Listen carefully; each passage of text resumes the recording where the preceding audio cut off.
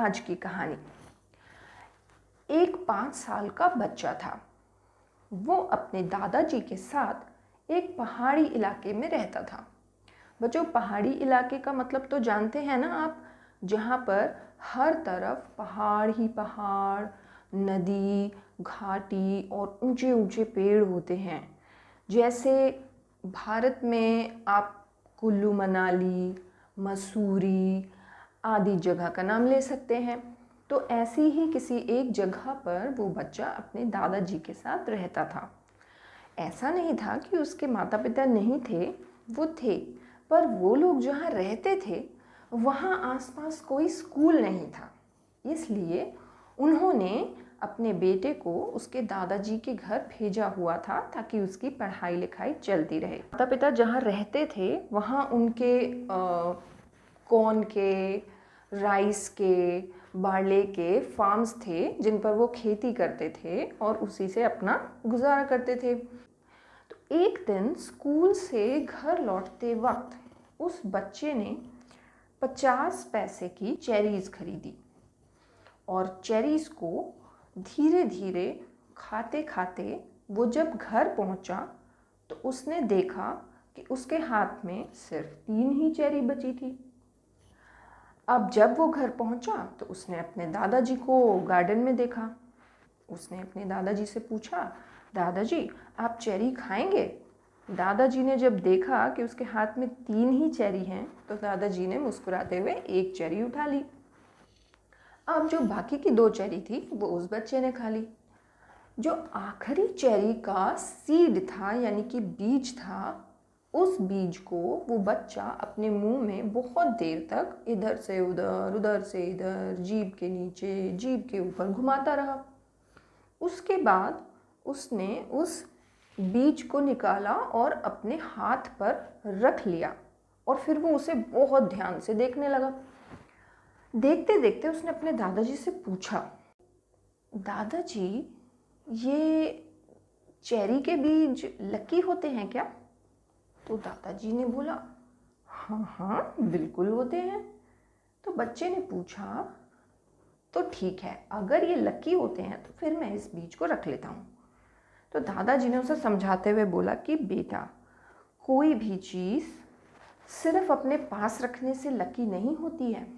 उसका लक तभी सामने आता है जब हम उसे कहीं यूज़ करते हैं, जब हम उसके साथ अपनी मेहनत को जोड़ते हैं, तभी वो चीज़ हमारे लिए लकी बनती है। तो उस बच्चे ने पूछा, दादाजी इस बीज के साथ मैं क्या कर सकता हूँ?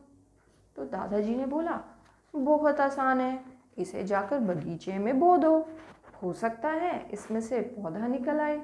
तो फिर वो लक क्या होता है तुम्हें खुद ही समझ आ जाएगा। तो वो बच्चा बगीचे में गया और उस बीज को बोने के लिए जगह ढूंढने लगा। उसने देखा कि एक जगह पर बहुत सारे फूल उगे हुए थे और उसके पास थोड़ी सी जगह खाली थी।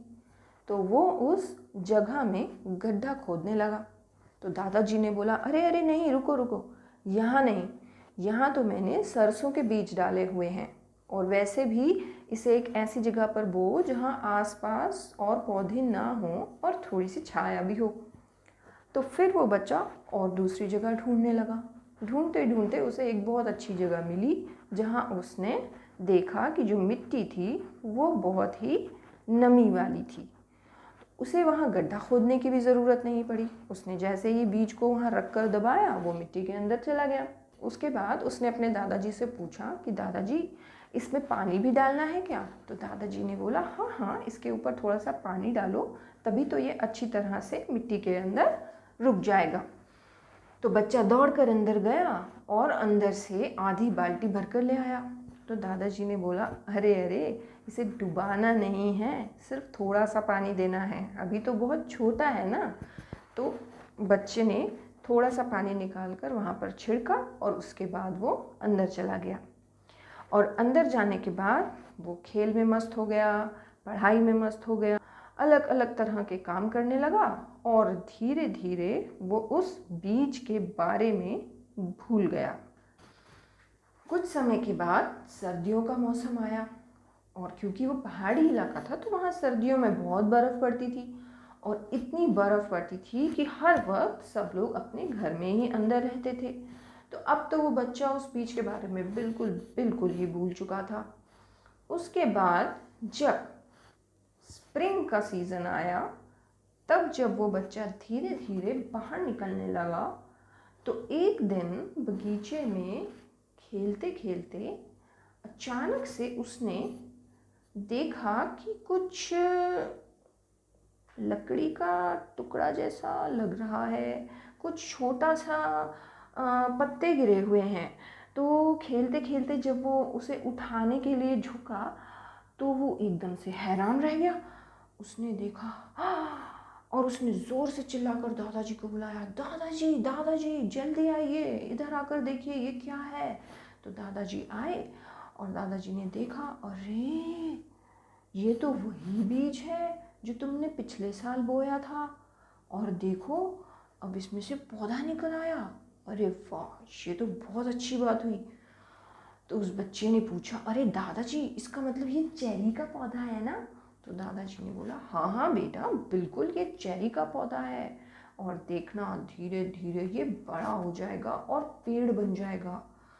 उस बच्चे की तो खुशी का ठिकाना ही नहीं था। उसे बहुत खुशी हो रही थी कि उसने जो बीज बोया था उसमें से पौधा निकल आया था। और अब वो जल्दी से भाग कर गया और छोटे छोटे पत्थर लेकर आया और उसने उस पौधे के चारों तरफ एक गोला बना दिया।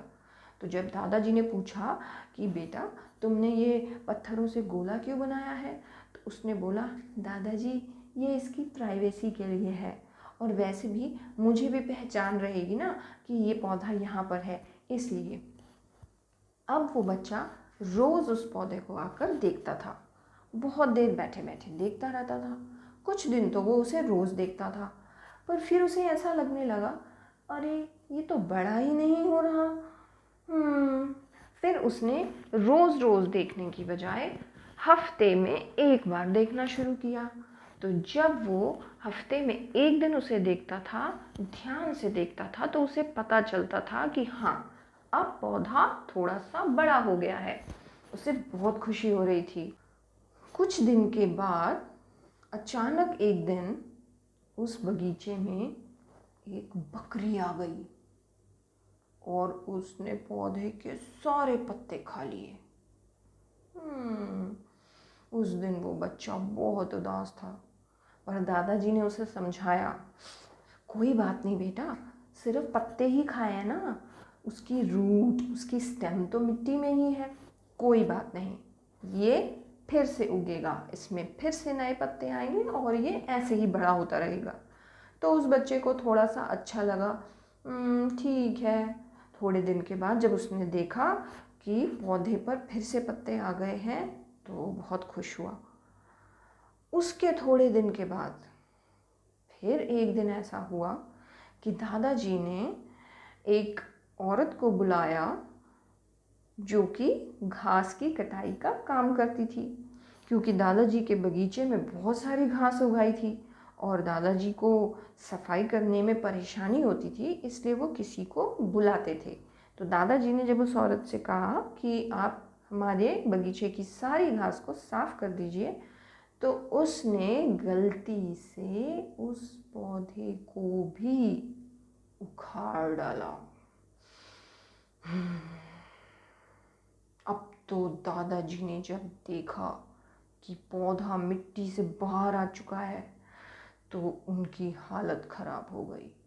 उन्होंने उस औरत को बहुत डांटा।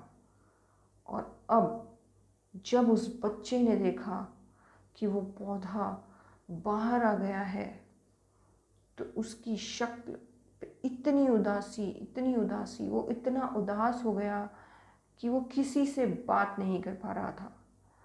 जब दादाजी ने उसकी ये हालत देखी तो उन्होंने उसे खुश करने के लिए बोला, कोई बात नहीं बेटा, हम एक बार फिर से कोशिश करते हैं, हम इसे फिर से मिट्टी में लगाते हैं और अगर ये पौधा स्ट्रॉन्ग है तो ये ज़रूर दोबारा से बड़ा होगा।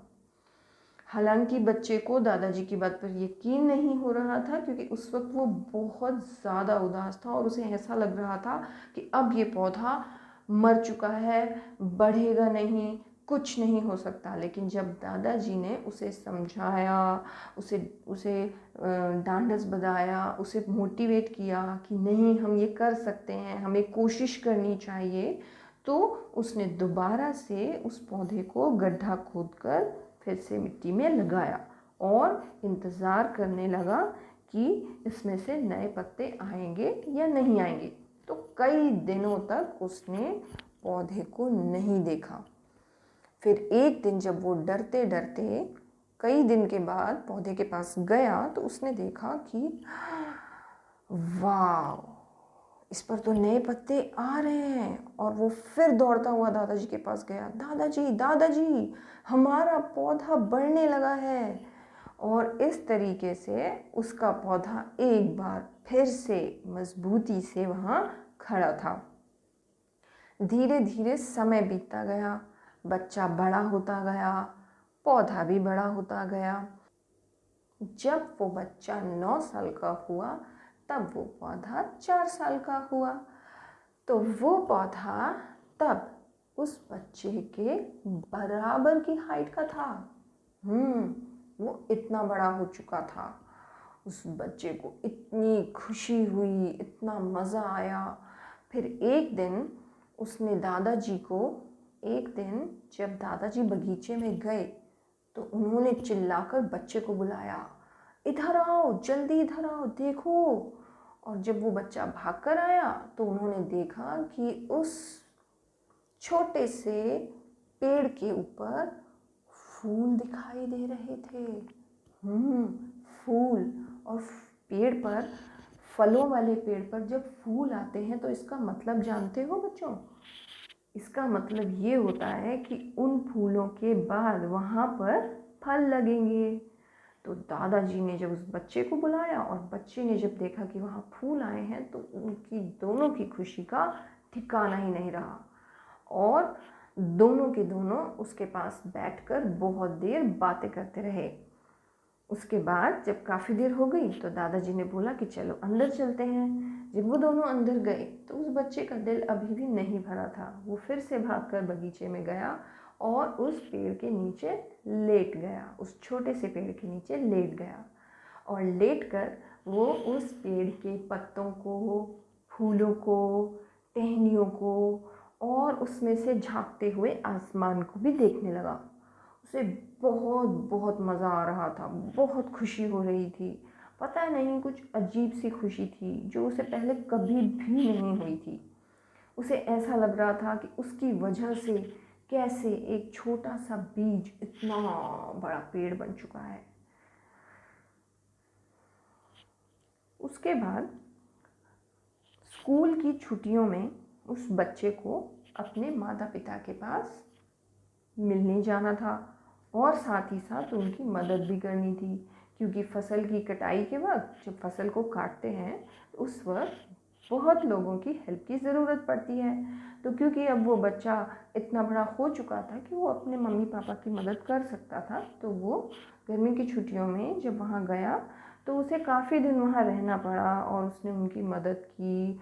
और उसके बाद जब वो वापस आया, तो उसने देखा कि वो पौधा और बड़ा हो चुका था। ऐसे ही समय बीतता गया, बीतता गया, बीतता गया। और फिर एक दिन ऐसा आया जब वो पेड़, वैसे तो उस बच्चे से उम्र में छोटा था, पर हाइट में उससे बहुत बड़ा हो गया। और तब एक दिन जब वो बच्चा उस बगीचे में गया, तो उसने देखा कि उसकी टहनियों पर छोटी छोटी छोटी छोटी चेरीज़ दिखाई दे रही थी। उन चेरीज़ को देखते ही वो बच्चा इतना खुश हो गया और इतना एक्साइटेड हो गया कि उसने जल्दी से एक चेरी तोड़ी और मुंह में डाली। दादाजी, तो मीठी नहीं है। तो दादाजी ने बोला, कोई बात नहीं बेटा, ये पहली फसल है ना, पहला फल है। अगली बार जो चेरीज़ आएंगी वो और मीठी होंगी। और इस तरीके से वो दोनों मिलकर उसकी देखभाल करते थे, उसके नीचे बैठकर आराम करते थे, बातें करते थे, मज़े करते थे और साथ ही साथ हर साल उस पर जो चेरीज आती थी उनका मज़ा भी लेते थे। तो बच्चों, सुना आपने कैसे इस कहानी में उस बच्चे ने सिर्फ एक बीज बोकर कितना कुछ सीखा। उसने मेहनत की, उसने ये सीखा कि अगर हमारी मेहनत का कोई काम ख़राब हो जाता है या किसी और की गलती से ख़राब हो जाता है, कुछ गड़बड़ हो जाती है, तो भी हमें हिम्मत नहीं हारनी चाहिए, हमें हौसला रखना चाहिए और कोशिश करते रहनी चाहिए। क्योंकि जब हम हार नहीं मानते और कोशिश करते रहते हैं तो एक दिन जीत हमारी ही होती है। अब समय है गेस करने का इस कहानी का नाम। तो मैं आपको कुछ समय देती हूँ। तो पता चला आपको इस कहानी का नाम? सुनी है आपने ये कहानी पहले कहीं? सुनी है तो बहुत अच्छी बात है, अगर नहीं सुनी है तो भी कोई बात नहीं, आपने आज सुन ली। और अब मैं बताती हूँ इस कहानी का नाम। इसका नाम है द चेरी ट्री। जी हाँ, इस कहानी का नाम है द चेरी ट्री और इस कहानी के राइटर हैं रस्किन बॉन्ड। रस्किन बॉन्ड एक बहुत ही फेमस इंडियन राइटर हैं जिन्होंने बहुत सारी कहानियाँ लिखी हैं और वो बहुत छोटी उम्र से ही कहानियाँ, पोएम्स वगैरह लिखने लगे थे।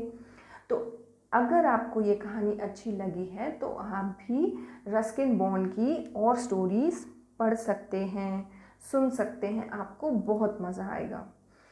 तो बच्चों, आज की कहानी हम यहीं ख़त्म करते हैं और अगले सेशन में फिर मिलेंगे एक नई कहानी के साथ। तब तक के लिए bye bye, take care, stay home and stay safe.